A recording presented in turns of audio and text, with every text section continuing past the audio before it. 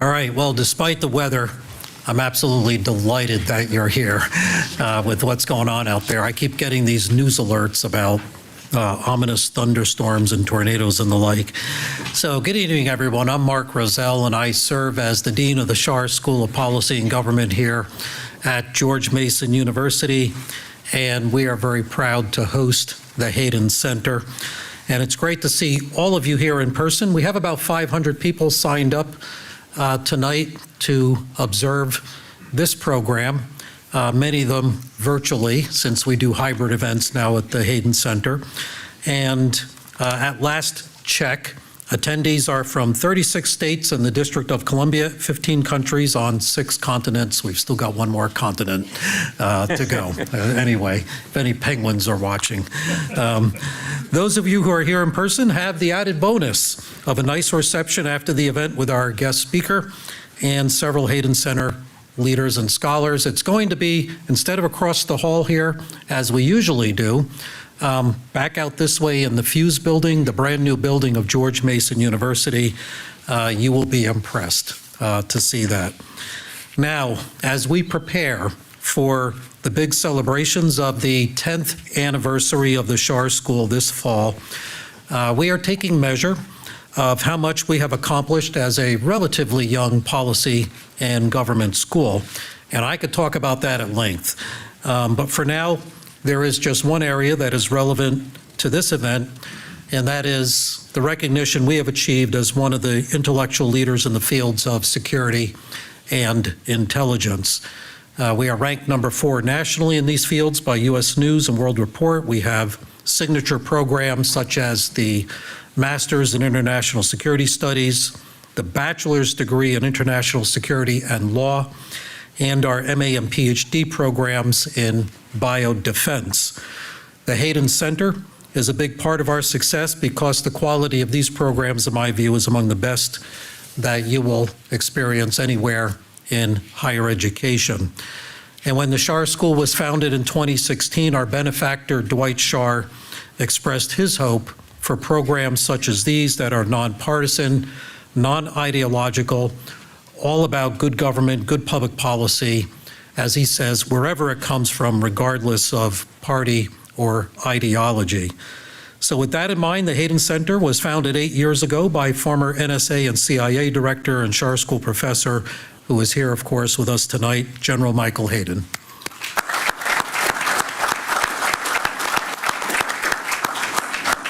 The Hayden Center has been a prominent voice in explaining and demystifying intelligence and national security issues. And if you've missed some of our past programs, we have them all on the Hayden Center website and on its YouTube channel, which also is presenting this evening's program. So again, thank you for attending. Hope to see you at all of our future events here. And I now welcome to the stage the director of the Hayden Center, Larry Pfeiffer. Larry.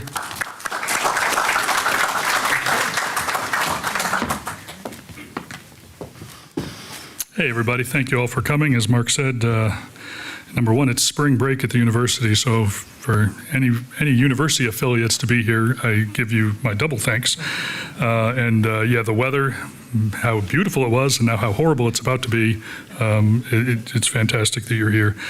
Just some brief administrative remarks. If this is your first time attending one of our events and you enjoy it and you'd like to know about our future events, please go to our website, haydencenter.gmu.edu, or just search Hayden Center. And over on the right-hand side of the screen, you can just enter your email address and you'll be added to our mailing list.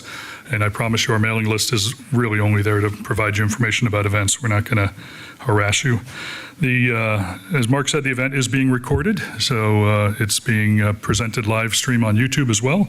So welcome to our YouTube live stream audience as well. We are going to have time for questions tonight. David will indicate to you when it's appropriate to go start lining up at the 2 microphones here at the end of the aisles for those in the audience. For those online, use the live chat box on YouTube to pose your questions, and we'll be monitoring those and we'll be teeing those questions up for you on your behalf. We are all over social media. We'd love to have you follow the Hayden Center on social media. We're on Blue Sky, Threads, Facebook, LinkedIn. We used to be on Twitter. We're not on Twitter anymore.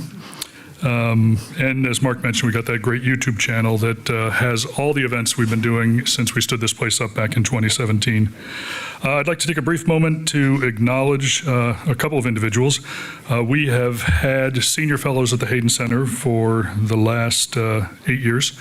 And one of the senior fellows, Michael Morrell, former acting director of CIA, former deputy director of CIA, he has stepped back from being a senior fellow. So I just wanted to publicly acknowledge Michael Morrell's participation at the Hayden Center. He did a fantastic job. Some of our best events were moderated by Michael. He jumped in at a very critical time at the Hayden Center. As many of you know, General Hayden suffered a stroke back in 2018, and we had an event planned that General Hayden was going to be the moderator at, and he just couldn't get out of the hospital to come moderate that event. So Michael jumped into the fray, and that's when he agreed to be a senior fellow. Actually served as a professor here at the school for a couple of years. Some students in the audience may have taken classes from him, and but he is busy with some other ventures, and he lives way, way out in Middleburg now, and it's just too difficult to get in here. So I wanted to publicly thank him. To fill his shoes and take his seat, we have brought on a new senior fellow, and he is here in the front row, John Cipher. John Cipher is a 28-year veteran of the Central Intelligence Agency. He comes from more of the operational side of things, spent a lot of time working the Russia problem, shall we call it. He is a non-resident fellow at the Atlantic Council. He is prominent on television, in print media. He writes some articles of his own. He is also guests on many podcasts. He hosts his own podcast called Mission Implausible, co-hosts it, I guess I should say. And it's a podcast that looks at conspiracy theories and works to debunk them or affirm them, perhaps. So you can find that podcast where podcasts are found. I believe it's an iHeartRadio podcast, but you can find it out there. It's fantastic, very entertaining.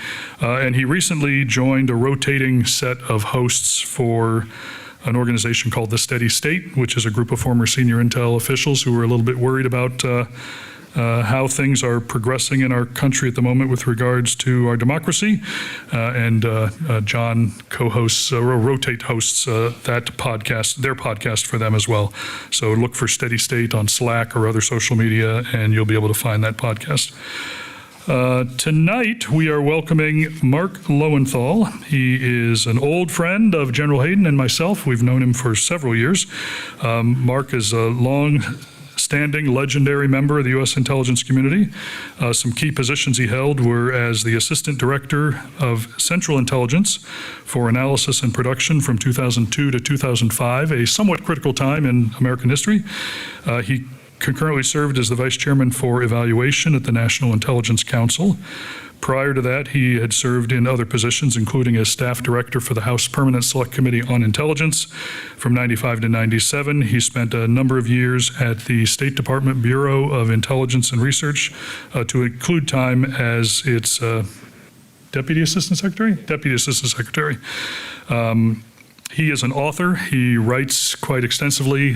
Two prominent books that he has written include a book called Intelligence, Secrets to Policy. It is in its 10th edition. It's used by many intelligence studies programs and national security studies programs out there.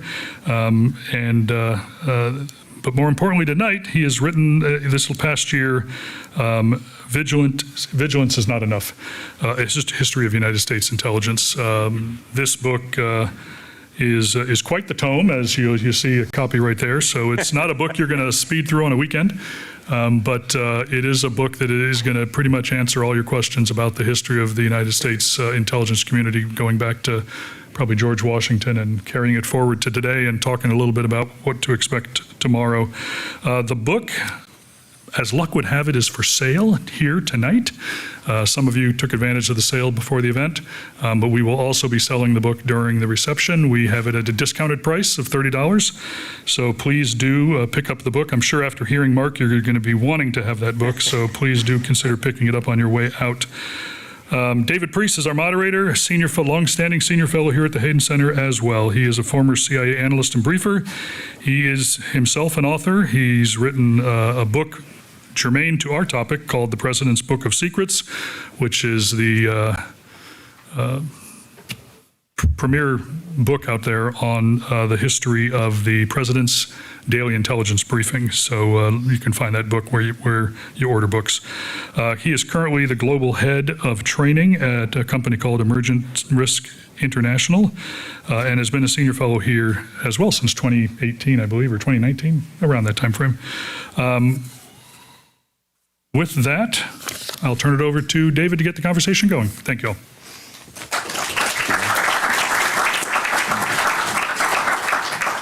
Thank you, Larry. And I did want to make sure I had a copy of the book here because I want to get some weightlifting in during the session. It's a tome.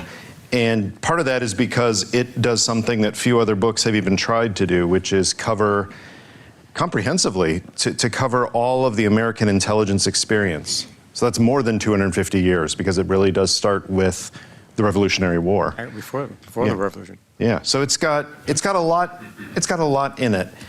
And I thought because of the large scope in time that it covers, thought it would be unfair to you if I didn't just ask a question for every single one of those years. You'll be here a while. Sit back. I might have to skip a few years in there, but we'll try to hit different periods in history to please everyone. But first of all, congratulations. It came out last year, right? Last spring.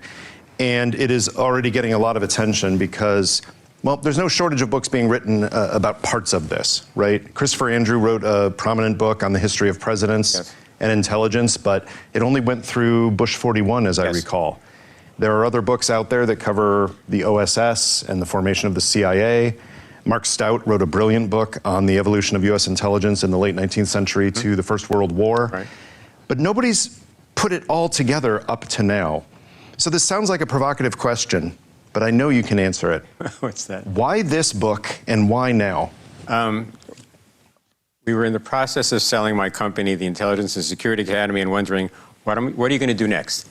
And I came up with a bunch of ideas, none of which seemed to be very good. And my wife said, has anyone ever written a history of U.S. intelligence? I said, there have been a few. And she said, are they any good? I said, some were good, but they're all dated. She said, that's the book you should write. So that's how we embarked on this. And I'm a great analyst that I am. She said, how long? I said, 2 to 3 years. Wrong. 6 to 7. But there was a niche that hadn't been filled on the market. Like Chris's book, like you said, ends in 41. Some of the other books only focus on the CIA, which is only part of the history of the intelligence community. And so that's why. Couldn't have told him just to garden or something. I'm actually glad for your advice because I have read the book. I'm not sure. I know some others in the room have, but most of you have quite a treat to look forward to because it's well written. That is, it's not just a scholarly book that lists facts and dates and all that. It puts those into context. You tell the human story behind so much of it. And I don't know how you did that because trying to write history about one period is hard. Right. You tried to write history with character about the 1760s and the 19th century and everything up to the last administration. How did you find the research element of this and how hard was it to get into each historical period? Well, I thought, there's this story, how do you eat an elephant? One bite at a time. So I decided that the only reasonable way to do this is just do one chapter at a time, beginning to end. Otherwise, you'd have this scattershot approach, and then that would tell me where I had to go in the next chapter. And so, because I'm a historian, I wrote it chronologically. I spent a lot of time doing research, chapter to chapter, which also indicated the sources I was going to need for the next chapter. It's a synthesis, so I didn't have to do a lot of documentary research until you get to the post-47 period. Right. And as I always tell my students, history is about people. It's not just governments doing things. And I always talk this when I talk about bureaucracies. There are people in those little boxes on the chart. And so I wanted to emphasize the role of individuals because it matters. I remember a story, Don Rumsfeld used to say this, when somebody would come into his office and say, hey, the White House says you need to do this. And he would say, who? Right. The White House doesn't make calls. Exactly. Who's the actual person? If it was some junior level staffer, he didn't care. If it was the president calling from the White House, that was different for him. Exactly. You have, as Larry described, you have held several senior roles in different parts of the intelligence community, also in the oversight role on Capitol Hill, and you've taught intelligence for years. And you've had lots of conversations about intelligence. I'm really curious. how would you teach intelligence differently now than you did, let's say, 20 years ago when you first started? Because there's a lot more information out there about intelligence, and things have changed about the community. It's interesting you say that, because I've spent the last several days revising my syllabus for the course that I've been teaching since 1994. Now, I've revised it since 1994, but I just decided, and I just had notes. It was a mess. It was physically a mess. And I decided I had to bring more of this into the story, and that's what I've been doing. I've been trying to bring in more history. You know, there's a great line from General Clapper. The history of rock and roll did not begin the day you turned on the radio. You need to know the things that happened before. So I'm spending more time in my class on history, which a lot of it is illustrative. I'm going to do a class on intelligence and the policymaker and the onus on the intelligence officers, and tell the story about Richard Helms and the order of battle in Saigon and what he did and didn't do. To me, it's illustrative. So, and also, I've had more experiences, as you said, since I started out. In history, it's not just learning the history. No. It's the fact that that is a way it has been done, which means there are things there that could be done again. Right. For ill or for good. Yes. Right? Well, let's go back to some of those early stories then. One thing that I didn't know much about until I started doing research recently on George Washington and his use of intelligence was the existence of a secret fund for U.S. presidents to fund covert action, special collection, with no congressional oversight. And it's happened since July 1790. I mean, that was new to me. Yes. I never thought about James K. Polk having that responsibility. He spent a lot of it. But he did, right?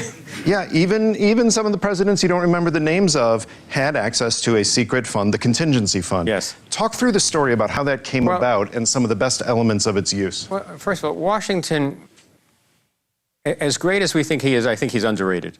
I know that sounds odd. He knew that everything he was going to do was going to be a precedent. And he had tremendous experience in the Revolution. I write and I argue that he may have been a better intelligence officer than field commander. He didn't win that many battles, but he did the only thing he had to do, which was to keep the army in the field. And so he had a good feeling for what kind of intelligence do I need? And he asked Congress for the secret fund. Oh, sure, why not? You're George Washington. I mean, and as you said, there were no bars on it, no holes on it. He didn't have to report how he spent it. And he spent a lot of it on spies. And they were sent all over the place, and they'd report back to the president. And each president after that was given the secret fund to spend as they will. John Tyler spent it in Texas. They also spent it to settle a treaty with Maine. And presidents used this at their discretion. And it's just an interesting grant of power by the Congress. Now, we get to the CIA, you have the Contingency Reserve Fund, but Mike has to sign a piece of paper saying what's he doing with it. Washington didn't have to do that. It's unvouchered, so there are a few stories out there about how it was used, Right. but for most presidents, we truly don't know. It could be lobster dinners and pool tables. No, that would never happen. Right. That'd be strange. Let's skip forward a few years. There are some intelligence stories in the U.S. Civil War that are out there, but there were some things that you noted that weren't the main stories you hear about. It wasn't the Pinkerton Agency, right, helping out. Give us one story from that period that you think is compelling to highlight what intelligence was being used for in the Civil War. One of the things that's interesting about the Civil War is that all the commanders knew each other. They had a good sense of who's on the opposite side of the line, which is not typical in wars. And there's this lovely story when Grant came east to command all the Union armies. A bunch of Lee's generals said, oh, this Western general, we're going to just defeat him in no time. And James Longstreet, Lee's number 2, said, do you know Grant? I know Grant. I was at the academy with him. I was at his wedding. And let me tell you about Grant. And it's just, this is a very human story. And the Lee's generals find out, yes, this is not McClellan. This is not Burnside. This is not Hooker. This is Grant. And that, to me, is just really interesting. And there's an opposite story. During the siege of Richmond, when the siege began, one of Grant's officers was worried about what Lee was going to do, and Grant just lost his temper. He said, you people keep thinking Lee's going to do a somersault, end up on both of our flanks and our rear at the same time and jump all over the place. Stop it. Why don't you think about what we're going to do to Lee? I mean, I'm very fond of Grant. And so, I mean, I was trying to capture the human element of how did intelligence work for these senior commanders, which is, at the end of the day, a lot of what matters. Yeah. One of the themes that goes throughout this book is that there were fits and starts with U.S. intelligence, right? Washington had that experience, and none of his successors immediately had it. Right. You have the Civil War experience where intelligence is useful, and then we forget about it. And with a few little bits, and that's consistent, that, Yes. that there's such lack of an ability to institutionalize intelligence, including after the Great War, the First Yes. World War. But there's one piece of intelligence that was absolutely stunning, and it's over 100 years ago now, so I think we're safe to talk about it. I mean, you wrote about it, and you're still here. This was cleared. Yeah, Okay. it's a great story that I didn't know the details of. So talk about the 1921 negotiations over the naval ratios between the US, the UK, and Japan, and how one bit of exquisite intelligence basically won the day for US policy. And some people do know the story. We had a code-breaking effort in World War I, and surprisingly, we actually kept it after the war. Typically, we would get rid of it. And it was transferred to the State Department and put up in New York, because the State Department was not allowed to have offices in Washington. And it was run by this man named Herbert Yardley, who was very gifted at this. And they were breaking Japanese codes. Now, the Japanese consistently believed through 1945, no one can break a Japanese code, and no one can understand Japanese. Not a good guess. And there was this Washington conference going on about arms. Everyone had decided one of the reasons the war had broken out was the arms race, certainly between Britain and Germany, the naval race. And the Secretary of State, Charles Evans Hughes, said, we're just going to bring down naval armaments. And there was a big fight between us and the Japanese as the ratios. We wanted 10 capital ships for us and the British to 6 for Japan. They wanted 7. And the funny thing about this is they were both planning the same war against each other. And so the same war concepts were driving both sides. And Yardley intercepted communications from the Japanese Foreign Ministry to the delegation here in Washington that said, we don't want you breaking up the conference. If the Americans really, really push, take 6. And so he sent this to Charles Evans Hughes, who adamantly insisted on 6, and the Japanese agreed. So that is one of those instances where you really can tell, did intelligence make a difference? Yes, it did in that case. It also points to an area of intelligence that I think is underexplored, that we talk a lot about finding that bit of intelligence that prevents the next terrorist attack or lets us know that Russia is about to invade Ukraine. But we don't focus as much on how we help day-to-day diplomacy and negotiations. Right. And I remember being at the State Department, getting intelligence that gave you insight into the people you're talking to, that you're negotiating with. That's valuable too. Yes. Why is that so discounted in history relative to threat warning intelligence? George Shultz once said to my boss, Motor Bromwitz, you guys are great at warning because you warn everything. It's not dramatic. This is the day-to-day of what we do, but it's just not dramatic. In Richard Helm's memoirs, I read the beginning of chapter 7, and it sort of took me aback, and then I talked with John McLaughlin about it. Helm says, and remember Helm's background, OSS, DDP, he's an ops guy. He says, for all of the glamour and glory of operations and espionage, analysis is the most important thing we do in intelligence. And those of us who have done this know this. Putting a piece of paper in front of a policymaker, not to make their decision, but to help them make their decision. But it's every day, and it's not exciting. You'll never see a great movie about intelligence analysts. I mean, what would that look like? A bunch of us sitting around the room. I think it's a high chance. No, it's a low chance. 20 minutes of that. And so it doesn't have the drama of the operational side of intelligence. I had this interesting idea the other day. A good friend of ours, Peter Clements, who teaches at Columbia, has written a very good book about analysts. And I realized to the public at large, they know more about operations and espionage than they know about what happens in analysis. I thought, wow, that's just really interesting. But that's true. I want to talk about both the collection and the analysis side in some of the stories you tell. On the collection side, partially because of this lack of institutionalization and the lack of learning from our own experiences, we get to the 1930s and Franklin Roosevelt becomes president. And even before the war, but also during the war a bit, he sets up essentially competing centers of collection. Yeah. Mm-hmm. There's the OSS, its predecessor, and of course its successor, the CIA in some ways. But he sets up groups of friends and little units to go off, collect things with no real oversight, just to bring in as much as possible without serious vetting. Talk through that and what Roosevelt learned, and then more importantly, what Truman learned from that when he was responsible for the Cold War intelligence But establishment. that's how Roosevelt worked every place. He set up competing centers all the time in various, which then all the power stays with him. He minimizes the amount you have to delegate, which you're spending all this time fighting with your peers. And so I think Roosevelt, more than anybody else, who empowers J. Edgar Hoover. He really makes J. Edgar Hoover become the J. Edgar Hoover people come to know and whatever, love or not love. He has all these private people, as you say, going out doing intelligence collection. He agrees with Donovan to create up the CIA, the COI, and the OSS. This is just how he worked. He wasn't organized. He wasn't organized. He was intuitive. He was brilliant. He didn't like a lot of organization, and so this worked for him. If you read Stimson's diaries, and Stimson was the Secretary of War, you read the diaries in the period immediately after Roosevelt dies, and Stimson comes back from me and says, "We had a meeting at the White House. I actually have direction. I know what I'm doing," as opposed to all the meetings that he'd had with FDR. Now, Truman is a very different individual. First of all, on April 12, 1945, he's had no exposure to any of this. He's been vice president for 83 days. He doesn't know about the bomb. Suddenly, he's the commander-in-chief of the largest armed force in the history of the world.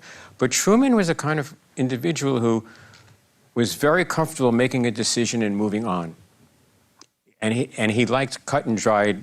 He just worked that way. There's a story early when they were standing on the platform in Union Station to go to Hyde Park for the funeral, and there was this issue that Roosevelt hadn't decided. And Truman told one of the contestants in this issue that a decision had been made. And this man said, "When did the president make that decision?" Truman said, "He just did." Perfect. On the flip side, analysis. We actually have a system now, which is kind of like what FDR set up on the collection side.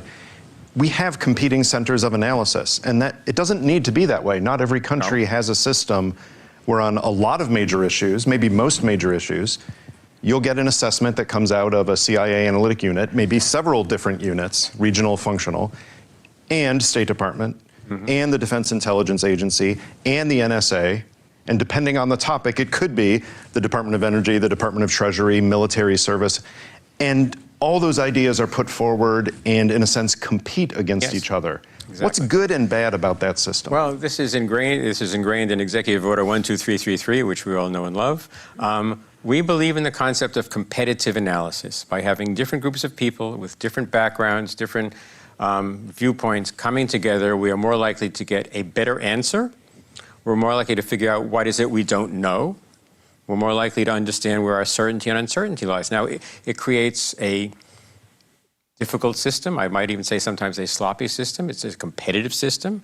But we think that intellectually, it just creates a better product at the end of the day. But there's a cost. There's a cost in timeliness, unless there's a real crisis. And analysts have interesting behaviors at moments like this. Everybody wants to be right. There's a lot of give and take. But we think at the end of the day, you get a better intellectual product.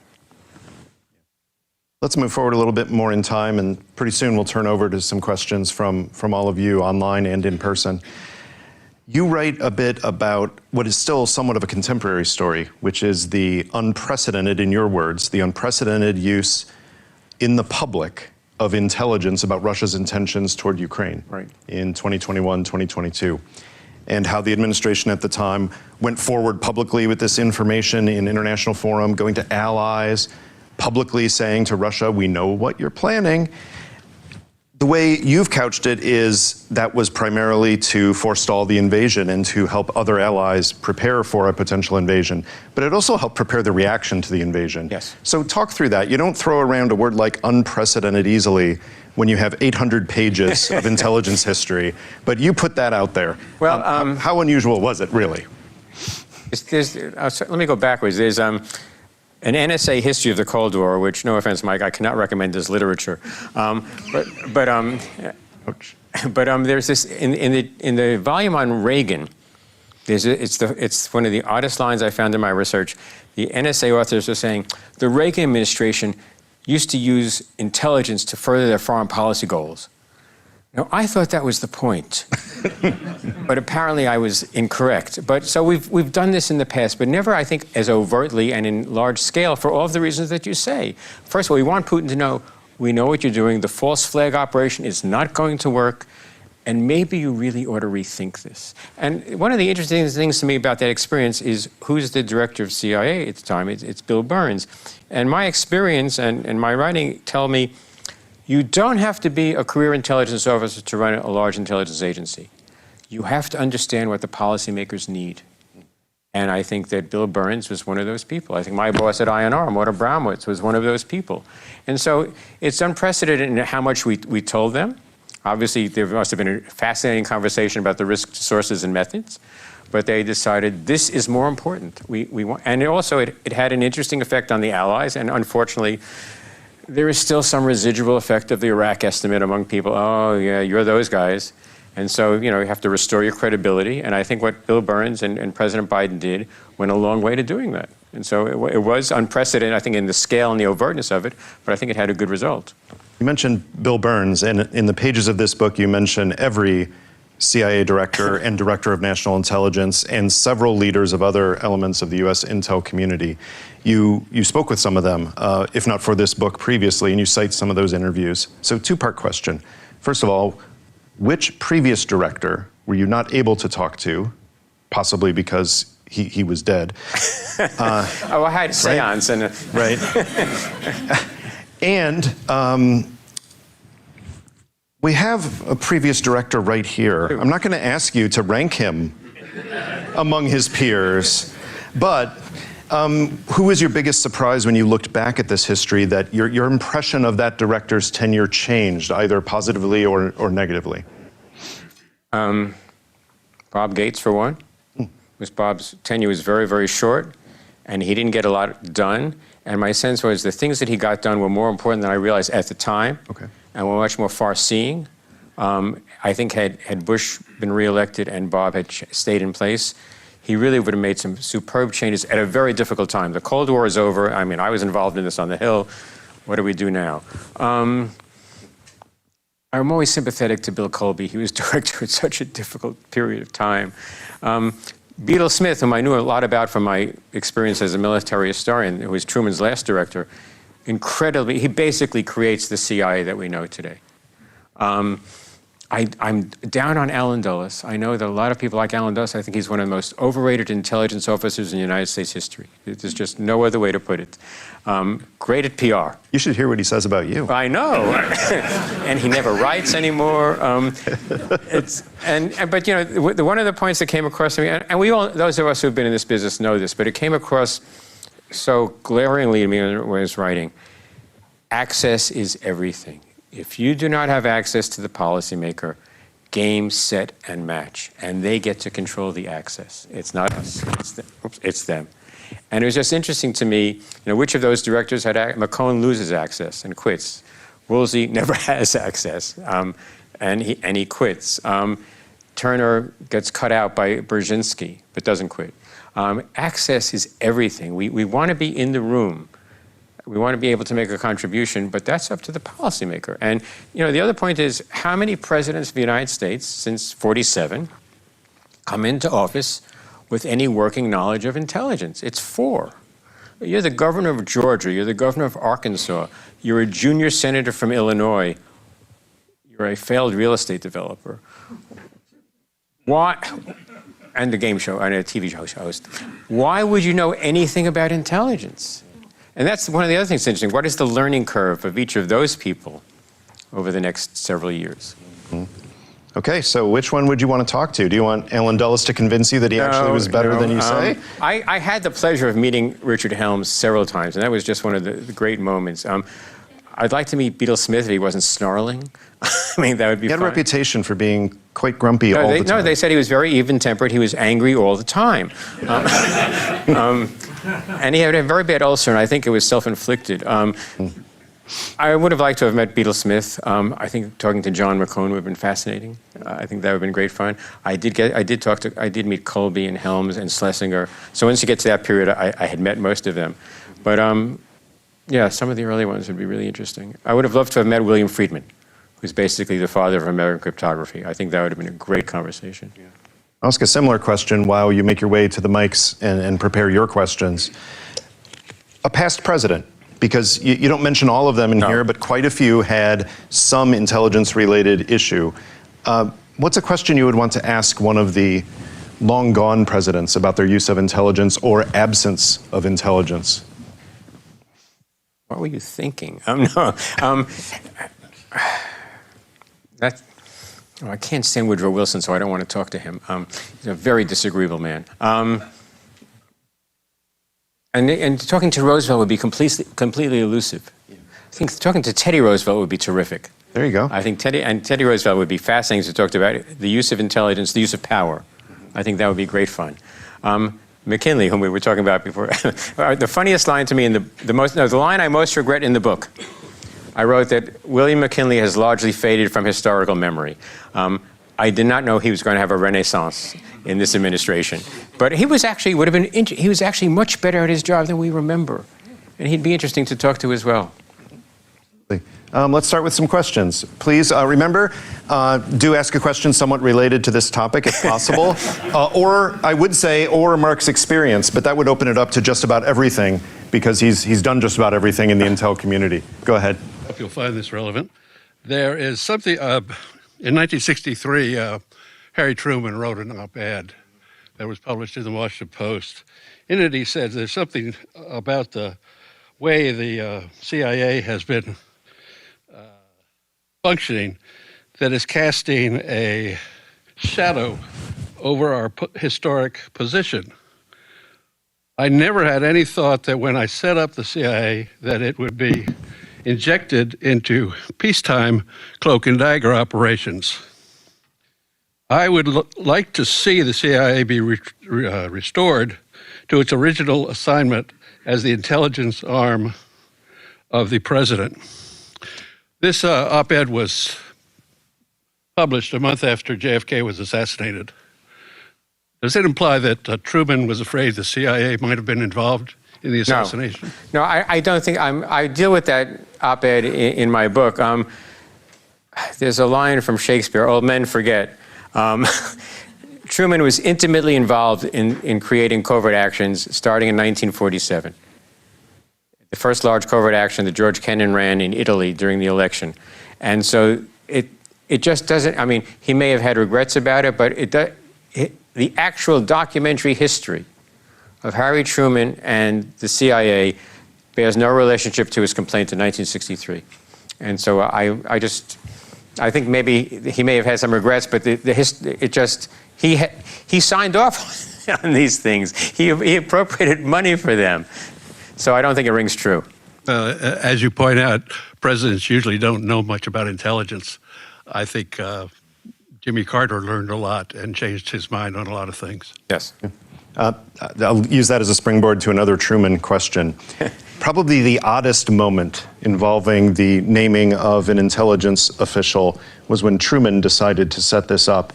The props that he brought to the office, can you talk through what happened? When they were creating the first director of Central Intelligence before the act was formed, and so they had a swearing in for Sidney Sowers, who was going to be the first DCI, and he brought in a black hat and a false mustache and a cloak and dagger. Now, he gave all of those to Admiral Leahy, who was his chief of staff. Sowers got everything except the mustache, because he already had a mustache. And one of them was designated the front-end snooper, and the other one was designated the rear-end snooper. Yeah, and there's a learning curve, because Truman got better after that. He did. Question from the online audience? Yes, we got a few questions from the online audience. We'll start with this one here from somebody calling him or herself Government Affairs Institute. They ask, how would you assess the reforms of 2004 with the IRTPA, the Intel Reform and Terrorist Prevention Act, arguably the most significant changes since 1947, and more specifically, the success of the ODNI, and how do you see the future of U.S. intelligence? I was an assistant director at the agency when that happened, and I actually testified against the creation of the ODNI. I had qualms about separating the senior official from the doing functions of the community. I still have qualms about this, but I'm not willing to revisit the legislation. But it was driven by two events, 9/11 and the Iraq estimate.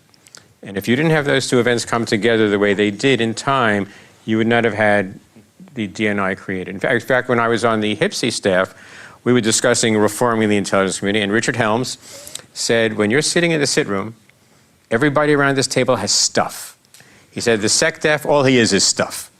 The Attorney General, he's got the FBI. The Secretary of State, he's got embassies. And I'm the intelligence guy. And if I don't control operators, and if I don't control analysts, this is Helms talking, I'm the Pope of intelligence. I'm telling you, take intelligence, it's good for you. So I have to, and I found this was we were considering on the staff creating a DNI. And I just found this such a telling response. And yet we went ahead and did it. And we did it for political reasons, and in part because the staff director of the 9/11 Commission, Philip Zelikow, had tried to create a DNI when he was on the NSC staff in the Bush 41 administration and could not find the lever for it. As I said to George Tenet, he's found the lever, George. So I don't think it was our best idea, and it created an extra layer that I don't think has necessarily added a lot, unless you have somebody like Jim Clapper, who has 50 years of experience. And people will respect him, and he also understands, I can't call up the Derns and say to do this, because the Derns can say, I'm sorry, who is this? So I don't think it was our best idea, but at this point, it's there. We just live with it. Please, go ahead. Thank you, and thank you for being here. I was wondering if you could tell us about an instance or two where you think the intelligence community made an analytical or operational mistake and then learned from it really effectively.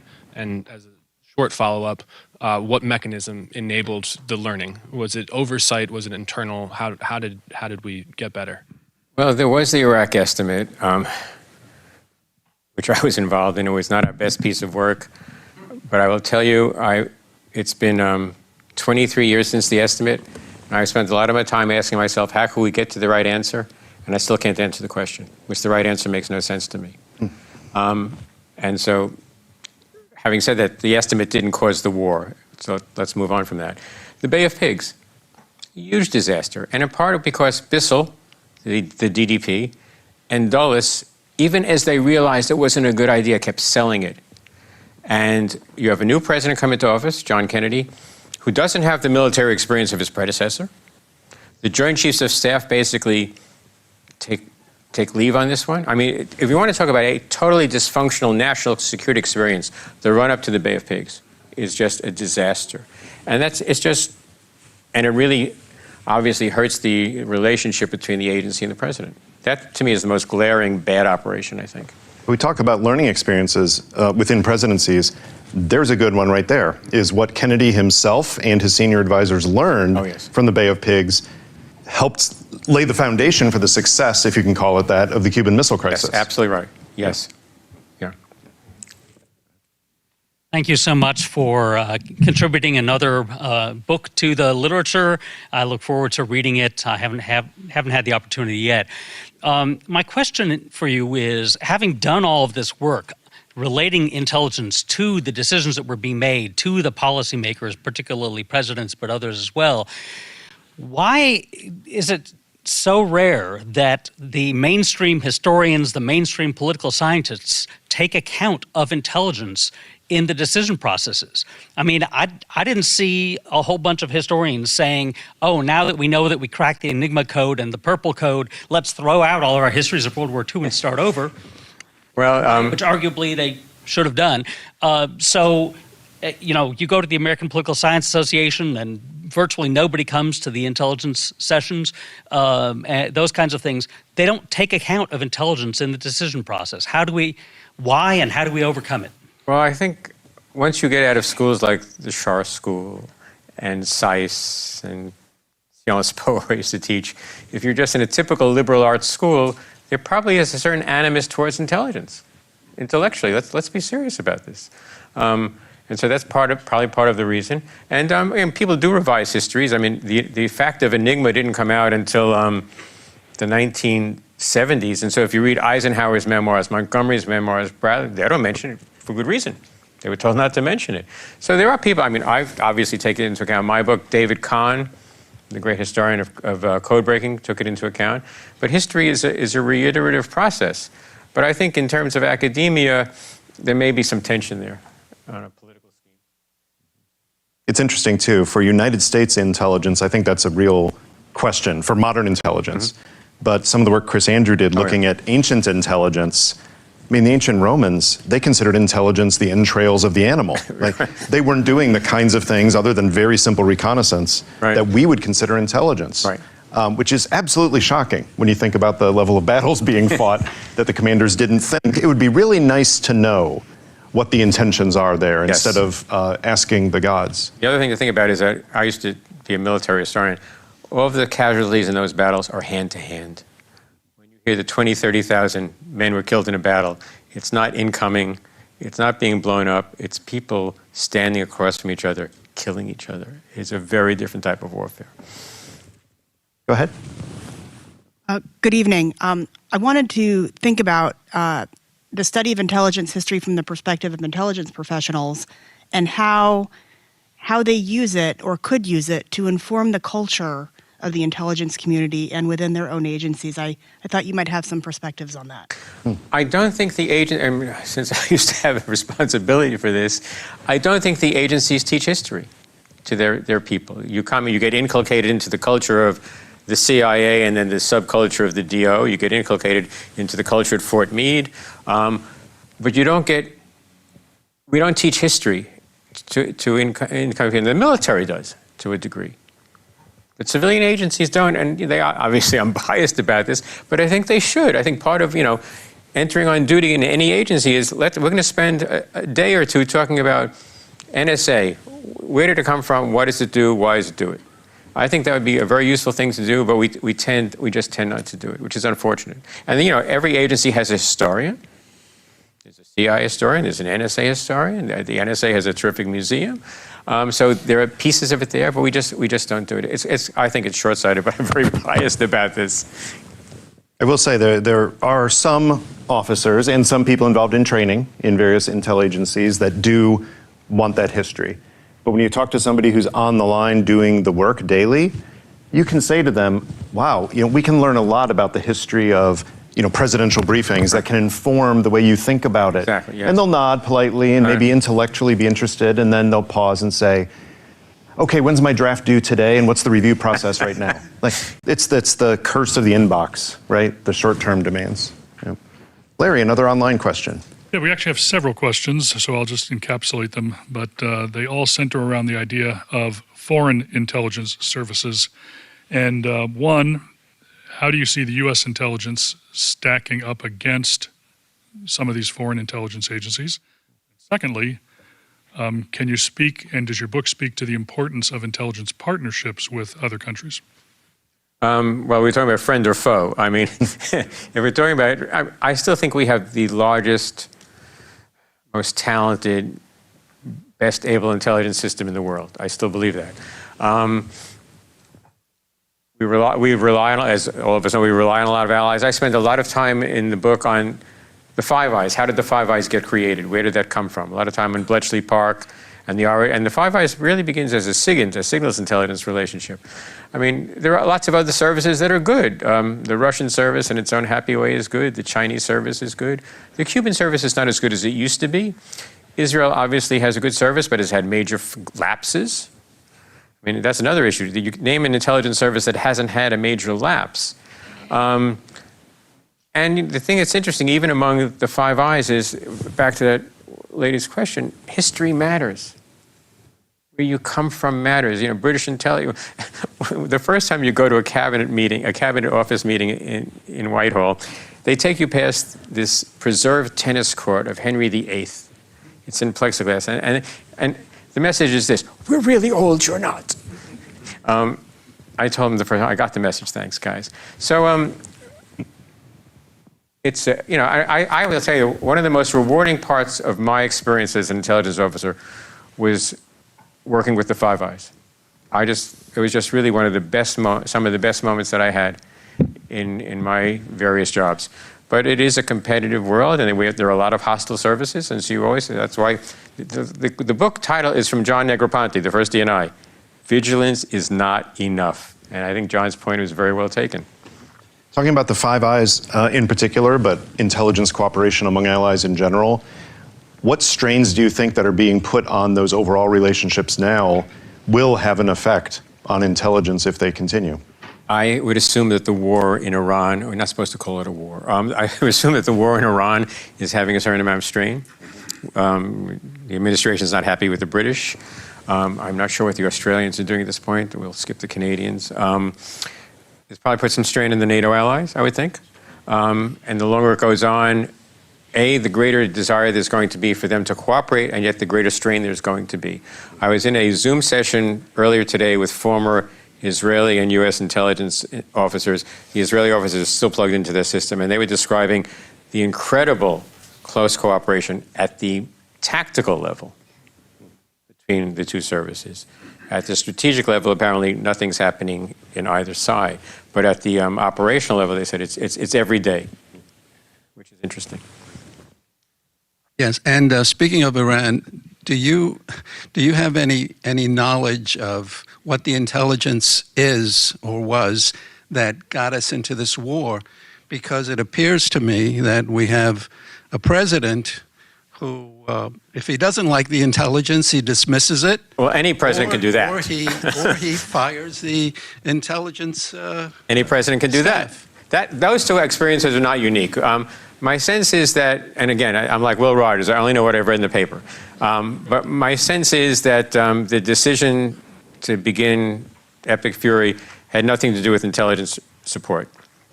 The president had a feeling that we were going to be attacked, and therefore he decided to attack first. There's a line from Otto von Bismarck. Preemptive war is like a man committing suicide because he's afraid of dying. So my sense, and the Israelis that I was talking with this afternoon had the same sense, that at the strategic policy level, there's really no intelligence input whatsoever in both countries. Which is, to me, a bit frightening. Larry. Okay, we again have some questions from our online audience. They've been very active tonight. Thank you very much. This question centers around artificial intelligence and the role that this is serious questions actually, the role it could play in enabling intelligence, enabling analysis, but also the role it could play in frustrating our ability to collect or our ability to analyze. I think AI is still a technology searching for a role in many respects. But certainly if you're doing signals intelligence, where you're dealing with tremendous volume, if you're dealing with imagery, where you're dealing with not as much, but tremendous volume, I think AI is a terrific enabler to help sort through it. When it comes to analysis, I get really nervous. I'm an analyst by profession. David's an analyst by profession. I get really nervous about having the machine write the answer for me. And I can't see going into the Secretary of State's office and saying, but sir, this is what the machine said. I mean, I just can't see doing that. On the other hand, the ability to do fakes, deep fakes, to misrepresent, for several years I was the co-chair of the Denial and Deception Committee. Their job has gotten much harder. And AI is one of the major contributors to making that more difficult. Over to you. Right, thank you. I was wondering what was the most surprising thing you learned over the course of researching and writing the book? Interesting question. Eisenhower and Dulles.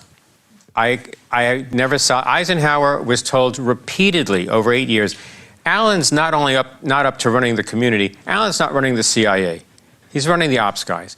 And Eisenhower probably sponsored more studies of U.S. intelligence than any other president, which suggests to me some underlying dissatisfaction, and yet he never fires Dulles.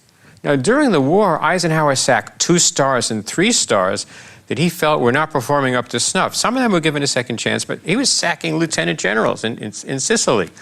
And yet he keeps Dulles on, and there's this famous quote, I would rather have Allen as my intelligence officer with all of his shortcomings than anyone else, and I cannot figure out why. Honest to God, I just... It doesn't make sense to me in terms of what I know about Eisenhower. It doesn't make sense to me in terms of the things that I know Eisenhower was being told about Dulles. And to me, that's the great unsolved mystery of my book. There's your answer to the earlier question. You would ask Eisenhower if you yes, could. Exactly. What were you I wish thinking? I had thought of that. Thank you, David. There you go. It all comes around. Yes. Yep. Another one. Okay, another online question. This one taps into the part of your bio where you spent a bit of time on the Hill. The question is the arc of the history of congressional oversight. What are your views or perceptions of how that arc has progressed and where it is today? Well, obviously, I deal with the oversight issue in my book. I came to Washington to support the Church and Pike Committee, so I've been involved with this since the beginning. First of all, I believe in the importance of oversight. I believe in the Constitution, as Barbara Jordan said, and I think oversight is a really important function. It waxes and wanes. My experience tells me that when one of the oversight committees is strong, the other one tends to be dysfunctional, and I don't know why that duality happens to them. And they play a really important role, not just because they write checks. That's part of it. But it's important to go to the Hill and brief them, and if they say, really? Really? It's a good idea to go back to the office and say, okay, I was just briefing them, and the staff director's giving me these strange looks. It's important to have another check in the system. And if you work it correctly, they will be helpful to you when they can be. But again, you have to keep them informed. If you're just going to go, I told this to a senior CIA official when I was staff director, if you only come to see me when you need something, it's much more likely that you're not going to get it. Whereas if you come to see me regularly, I said, it's like a bank. You got to put deposits in every so often if you want to make a withdrawal. So if you want to keep me better informed, I'm going to be more amenable to what you want to do. So, I deal, obviously, because of my background, I deal a lot with the oversight history in the book. One of the biggest oversight cases you do write about is the case of the, I don't know how to describe it, the not complete Senate committee report looking at enhanced interrogations. Yes. And one of the most extensive investigations in the history of oversight, at least in the modern sense. And yet, it was a report written with an answer looking to justify the answer. It was not an independent report. So how do you weigh that when you say, yes, we want rigorous oversight, but when perhaps the most rigorous oversight was one that was done looking to justify the answer they'd already reached? This was politics. First of all, it wasn't the Senate committee. It was the majority staff of the Senate committee. So already I'm one tier down. And they were convinced before they started out that the enhanced interrogation techniques were brutal, unconstitutional, and did not produce any value. And I know Mike and many other senior officials will tell you, yes, they did. We found bin Laden's courier initially through enhanced interrogation. But you know, it was a put-up job. It's the only way to describe it. It was just, as you said, they knew the answer they wanted, and they found. And they had some interesting rules. Like one of the rules was, we're not going to do any interviews. The documents speak for themselves. Now, you and I are both historians. You know and I know the documents do not speak for themselves. If you can do interviews, you interview people. And they just pointedly decided not to do that. So it really was not one of the great moments, I think, in congressional oversight. Yeah. We have time for a few more questions, so let's take another one. We have some people there. Oh, good. We have some. Sir, thank you for being here. I look forward to reading the book. I'm sure it deals with how technology has been interjected and absorbed. I'm going to bring us back to AI. Okay. All fairness, retired imagery analyst, so I have a certain perspective to this. When you talked about AI and what it's used for analysis and that final all-source analysis, do you have a concern for if the all-source analyst can't trace the information back through a black box that's telling you what that squeak or squawk was or what that image was? And having lived through the Iraq report, to me this is a concern. And I'm not sure, in the old days it would have been the community management staff to handle, but do you see the DNI kind of picking up the torch to actually provide some oversight and some connective tissue between the various efforts amongst the various ints? The answer to your second question is no, not in this DNI. And I'm not, I mean, the community is not functioning at full bore. I mean, the problem with AI is, do you trust the algorithm? Was the algorithm correct? And one of the things that fascinates me about AI is they have what they call hallucinations. We used to call them mistakes, but now they're hallucinations. That worries me. Look, we're intelligence analysts. You want to know the veracity of the source. And maybe at a certain point you learn to trust the machine, which is fine. But even then, as we know, the machine makes mistakes. Precision bombings hit wrong targets. We're going through that right now in Iran. We hit a wrong target. That used to be the right target, and DIA did not update the maps. We've been through that experience before with the Chinese embassy. So technology, you need a human in the loop. And like I said, when you're dealing with the volume of SIGINT, yes, I want somebody to help me do triage, without a doubt. But you got to have somebody keep going back into the algorithm and saying, is it working well? And now that the machine is learning, as it apparently is, I worry, are we going to get Hal the computer? I'm sorry, Dave, I can't do that. I mean, that to me is very, very scary. Look, I wrote the book longhand with a fountain pen, okay? That tells you where I am technologically. In fact, my editor was stunned when I told her. She said, the whole book? I said, yes, every word, every footnote, every bibliographical entry was initially handwritten. And as I tell my students, and any of you students out here, you think better with a pen than you do with a keyboard. It is actually a different part of your brain. You'll ignore this, but anyway, it's fine. Thanks, sir. Thank you. Yeah. Please, go ahead. Hi, continuing on with our conversation about AI, I'm interested in the integration of surveillance in the intelligence community, and I wanted to hear what your thoughts are on its potential impact on civil liberties. Well, I mean, one of the issues that I deal with in the book, and Dave and I had an exchange about this before tonight, is there's a constant tension in American history between liberty and security. We want both. And every so often, one or the other dominates or one or the other gets out of hand. And with any technology like this, you have to make sure there are proper safeguards. There is a potential threat in that.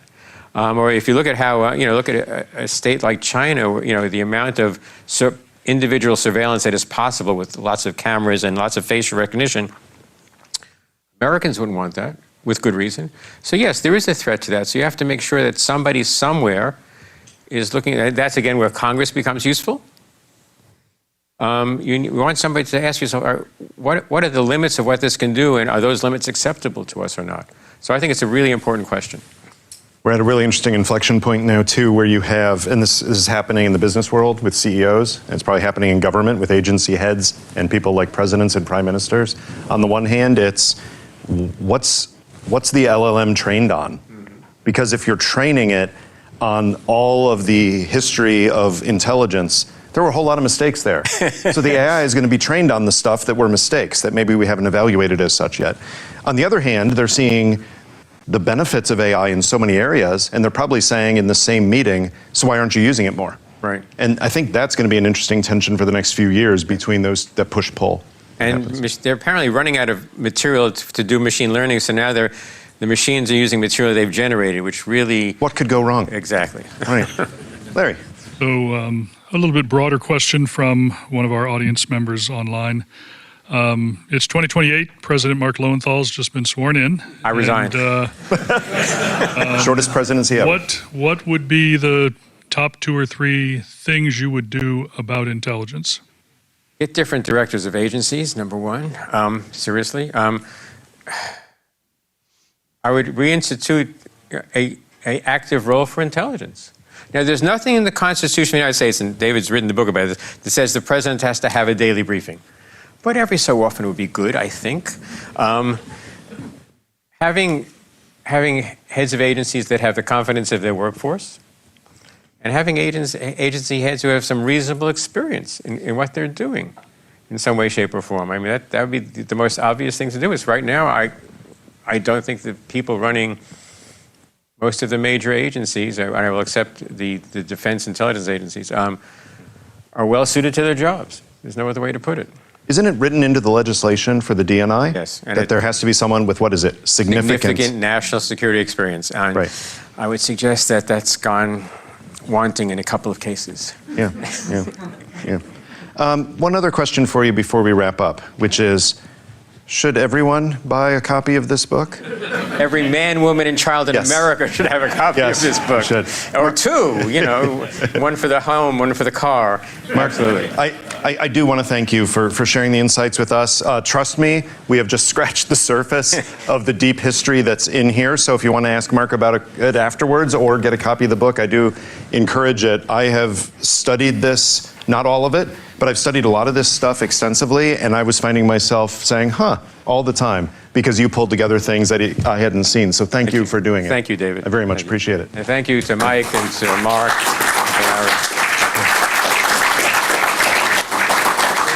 And All right, thanks everybody for coming out. Thank you, Mark, for the great discussion, for all the effort you put into the book.